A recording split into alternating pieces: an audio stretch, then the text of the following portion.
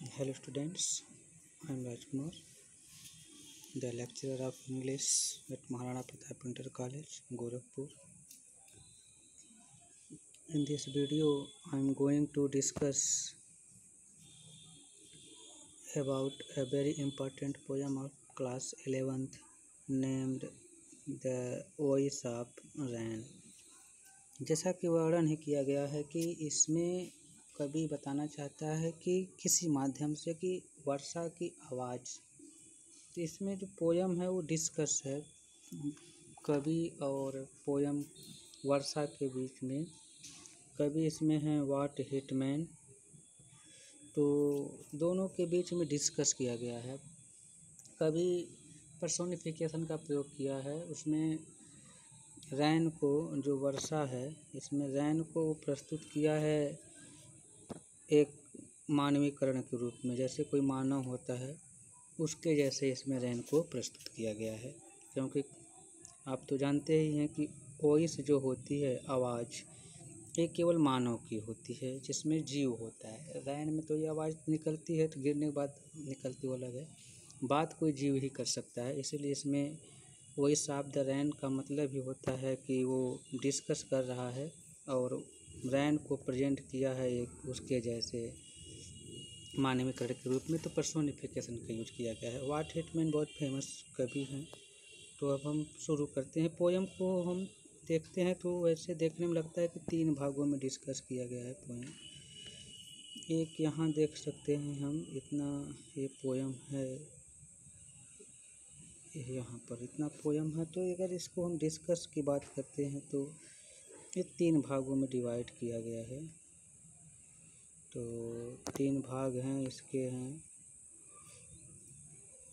अगर शुरू किया जाए तो देख सकते हैं, एक भाग है कि यहाँ से लेकर के ये है प्रश्न पूछता है,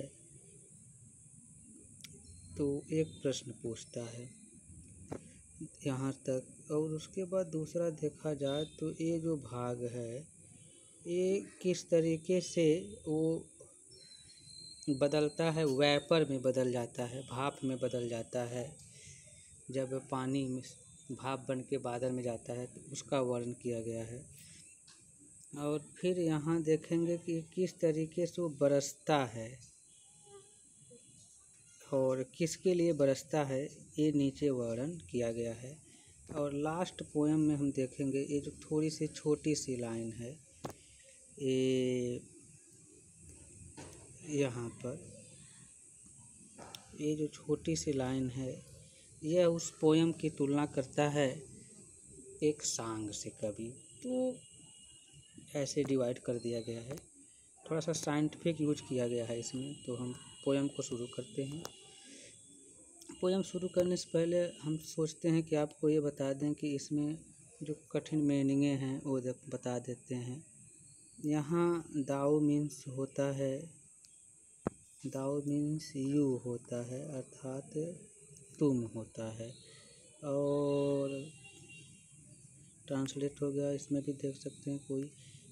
इटर्नल मीन्स होता है, eternal means permanent, eternal means permanent,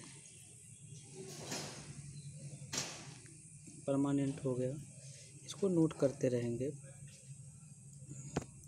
पुनः देखते हैं, इम्पाल्पेबल मीन्स होता है, impalpable means that can not be touch, that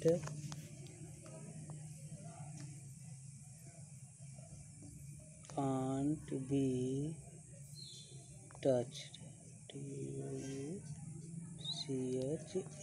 that can't be touched। और बॉटमलेस सी तो सी ही हो जाता है। वैगली मीन्स होता है डैट कैन नॉट क्लियर, तो that can not, that is not clear, जो स्पष्ट न हो, फॉर्म्ड हो गया। नेक्स्ट देखते हैं, डिसेंड मीन्स होता है उतरना, उतरना।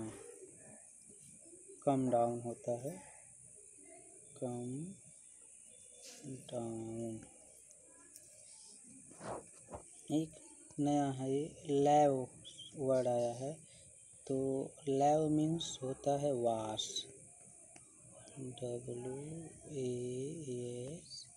WASH। वाश में जानते हैं धोना होता है, तो इस तरीके से आ गया।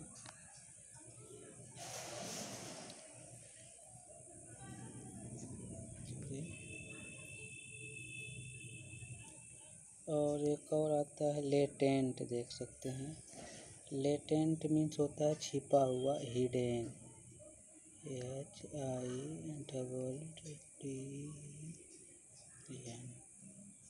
हिडन होता है।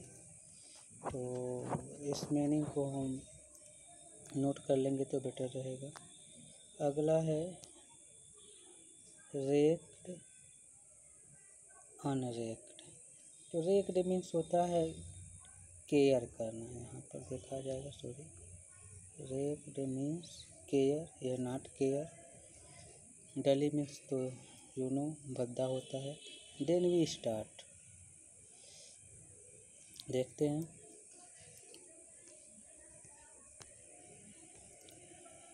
And what art thou, said I to soft falling shower, which strange to tell, gave me an answer as here translated।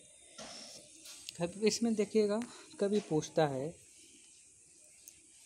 कि एंड व्हाट आर्ट दाउ, तुम कौन हो। कभी पूछता है वर्षा से कि व्हाट आर्ट दाउ, तुम किसकी कला हो, किसका कार्य हो, तुम कौन हो। Said I to the soft falling shower, मैंने उस धीरे से गिरते हुए शावर अर्थात वर्षा से कहा। कभी उस वर्षा से पूछता है कि तुम कौन हो। नेक्स्ट देखते हैं। Which strange to tell, which means, which जो प्रयोग किया गया वर्षा, वह वर्षा विचित्र तरीके से कहती है। स्ट्रेंज टू टेल मीन्स विचित्र तरीके से कहती है, ऐसे कहती है जो समझ में, अर्थात वर्षा की आवाज़ सबको समझ में नहीं आती है, इसलिए वो विचित्र तरीके से कहती है। क्या, गेव मी एन आंसर, वो विचित्र तरीके से मुझे जवाब दी। Gave me an answer as here translated, कभी उसको यहाँ पर नीचे क्या कर रहा है, ट्रांसलेट कर रहा है।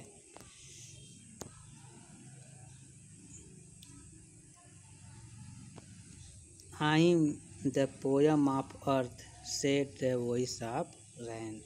वर्षा की जो आवाज़ है वो बोली, जिसको कभी ट्रांसलेट किया है कि मैं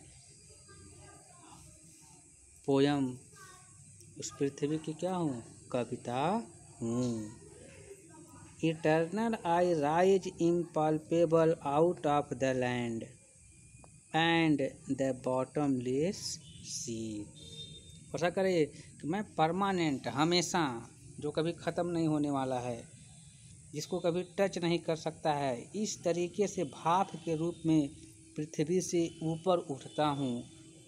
एंड बॉटमलेस सी, और उस समुद्र से, अनंत समुद्र से, बॉटमलेस सी मीन्स अनंत समुद्र से ऊपर उठता हूँ।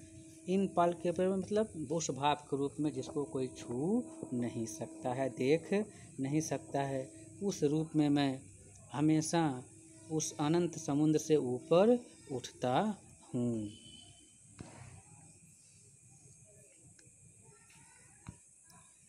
अपवार्ड टू हेवन, किधर उठता हूँ कर रहा है, उस आकाश की तरफ ऊपर उठता हूँ। हेंस वैगली फॉर्म्ड, इस कारण जब मैं ऊपर उठता हूँ तो वहाँ पर मेरा ऐसा रूप हो जाता है जो स्पष्ट नहीं होता है। तो स्पष्ट नहीं रहता है, अर्थात तो उस संघनन क्रिया के द्वारा जो हो जाता है, भाप बन जाता है, उसका रूप जो होता है स्पष्ट नहीं होता है। ऑल टुगेदर चेंज्ड, तो पानी से वो हमेशा बदलता रहता है, अर्थात पानी से भाप में बदलता रहता है हमेशा वो, फिर भाप से पानी बदलता है, कहता है हमेशा बदलते रहते हैं। एंड एट द सेम, लेकिन फिर भी वो ऐसे रहता था। जब पानी से भाप में बनता है तो फिर जब भाप से पानी बनता था क्या रहता है, वो पानी ही रहता है, उसमें कोई परिवर्तन नहीं रहता। इसलिए कहता है कि जब वो स्वर्ग की तरफ बढ़ता है, आकाश की तरफ बढ़ता है, तो उसके रूप में जो क्लियर नहीं रहता है, चाहे जैसे रूप धारण करता है, भाप का कोई रूप नहीं होता है। इसीलिए और साथ ही साथ हमेशा बदलता रहता है, और लेकिन फिर भी सेम रहता है। I descend to lave the drought atomies dust layer of the globe. कभी कह रहा है I descend to lave the drought, मैं उस सूखे को धोने के लिए नीचे आया हूँ। ड्रॉट मीन्स होता है सूखा, तो कभी कह रहा मैं उस सूखे को धोने के लिए नीचे आया हूँ, उतरा हूँ। आटोमीज मतलब छोटे छोटे परमाणु कण होते हैं, वो छोटे कण को भी धोने के लिए नीचे आया हूँ। Dust layer of the globe, और उस पृथ्वी के जो धूल हैं उसको धोने के लिए आया हूँ। And all that in them without me were seeds only latent unborn. और इससे बड़ी बात क्या है कि मैं उसके लिए आया हूँ जो बिना मेरे केवल क्या हैं, सीड्स हैं।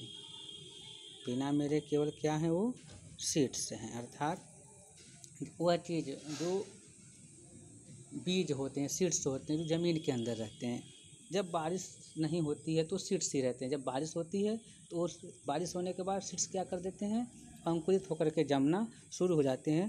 कह रहा है मैं उसको अंकुरित होकर के जमाने के लिए आया हूँ, क्योंकि जो मेरे बिना क्या हैं, वो केवल सीड्स हैं।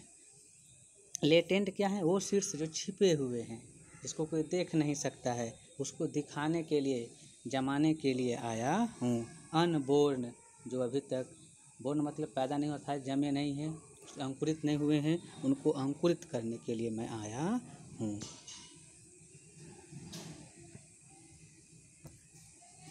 And forever by day and night I give back life to my own origin. और हमेशा हमेशा, दिन प्रतिदिन, चाहे दिन हो या रात हो, I give back life to my own origin. मैं इस तरीके से हमेशा परिवर्तित होता रहता हूँ, और ये प्रक्रिया हमेशा चलती रहती है, और मैं अपने आप स्थिर होता हूँ। And make pure and beautify it. और इस तरीके से मैं भाप बनता हूँ, ऊपर जाता हूँ, वर्षा करता हूँ, और ऐसी मेरी प्रक्रिया हमेशा चलती रहती है। इस तरीके से मैं हमेशा पवित्र रहता हूँ, और प्रकृति को, पृथ्वी में हमेशा सुंदरता प्रदान करता हूँ। अर्थात जब बारिश हो जाती है तो पूरे पेड़ पौधे हरे दिखने लगते हैं, इसीलिए पूरी पृथ्वी क्या दिखने लगती है, सुंदर दिखने लगती है। और प्योर क्यों हो जाते हैं कि बारिश होने के बाद जब सब कुछ धुल जाता है तो सब क्या हो जाते हैं, शुद्ध दिखने लगते हैं। इस तरीके से वह है उनको शुद्ध और सुंदर बनाने के लिए पृथ्वी पर वर्षा आती है, ऐसा उसका जवाब था। Next, far song issuing from its birth place after fulfilment wondering. करें मैं उस वर्षा करें मैं उस गीत के समान हूँ, उस गीत के समान जो निकलती है अपने बर्थ प्लेस से, अर्थात जो उस गायक के आवाज़ से निकलती है। तो जब वो आवाज़ से निकलती है तो आफ्टर फुलफिलमेंट वंडरिंग, और जब वो अपनी पूर्ति कर लेती है, अर्थात गीत क्या होती है कि लोगों को आनंद प्रदान करने के लिए होती है। तो जब वो लोगों को आनंद प्रदान कर लेती है तो उसका जो उद्देश्य होता है वो पूर्ण हो जाता है, फुलफिलमेंट हो जाता है। उसका जो उद्देश्य होता है जब वो पूर्ण हो जाता है तो वंडरिंग, तब वो क्या हो जाती है, वहाँ से वापस लौट जाती है। उसी तरीके से वर्षा है, कह रही है कि वर्षा भी, मैं भी जब लोगों के उद्देश्य को पूर्ति कर देती हूँ, पृथ्वी को साफ कर देती हूँ, सुंदर बना देती हूँ, वो बीज जो निकले हुए नहीं हैं वो पृथ्वी से निकल जाते हैं, तब मैं वापस चली जाती हूँ रेक्ड और अनरेक्ड डली विथ लव रिटर्न। कह रहे चाहे कोई ध्यान दे या ना दे, अर्थात मेरे इस आगमन पर मैं क्या कर रही हूँ, कितने लोग मुझसे प्रभावित हुए हैं, इस पर कोई ध्यान दे या न दे, लेकिन मैं उस प्रेम पूर्वक अपने खुशी से अपने आप में संतुष्ट होकर कि मैंने बहुत अच्छा काम किया है और मैं इस तरीके से पुनः वापस चली जाती हूँ। तो इस तरीके से समाप्त होता है। इसमें कभी एक इसके माध्यम से वर्षा के आवाज़ के माध्यम से बहुत सुंदर वर्णन किया है, किस तरीके से वर्षा की आवाज़ थी और उस तरीके से इमेजिनेबल पिक्चर प्रेजेंट किया है कि what is the important of the rain on the earth, पृथ्वी पर वर्षा का क्या महत्व है ये बताया गया है। तो समाप्त होता है। Have nice day, best of luck.